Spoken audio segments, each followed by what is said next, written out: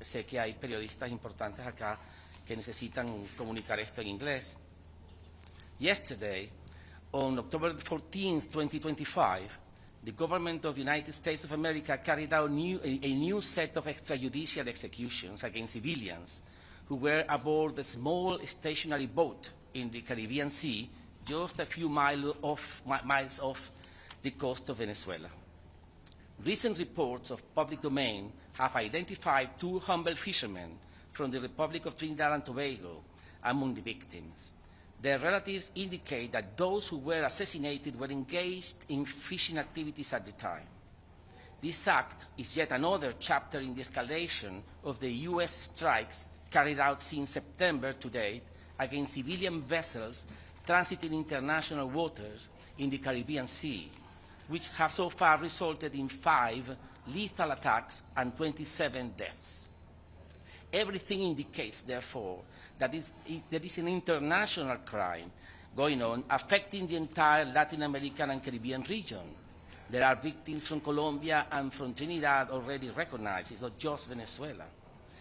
The recent attacks in the Caribbean Sea represent a point of maximum tension for peace and stability in Venezuela.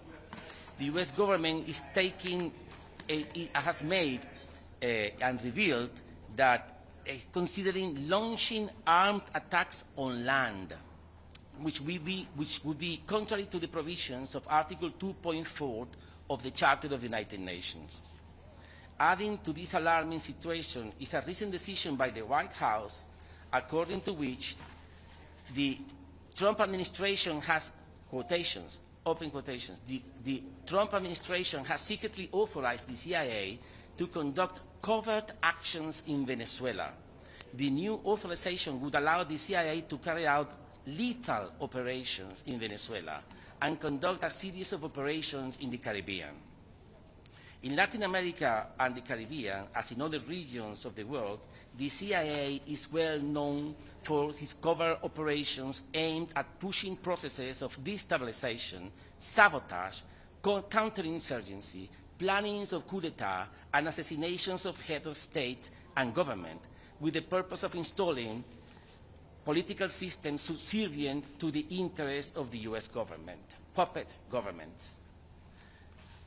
All these actions previously described constitute an escalation in at least 3 directions: a major warmongering propaganda operation, a military escalation, and a clandestine intelligence plot with a license to kill in order to impose a coup d'etat in the Bolivarian Republic of Venezuela.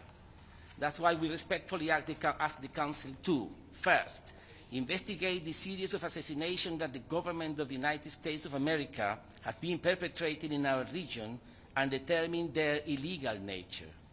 Second, confirm the threat that these illegal actions pose to the preservation of the zone of peace character of the Latin American and Caribbean region, including as a result of the extrajudicial executions, the concentrations of the U.S. military forces near the Venezuelan coasts, the bellicose rhetoric of the government of the United States against Venezuela, and the clandestine operations of the CIA with a license to commit political assassinations in Venezuela and the region as a whole.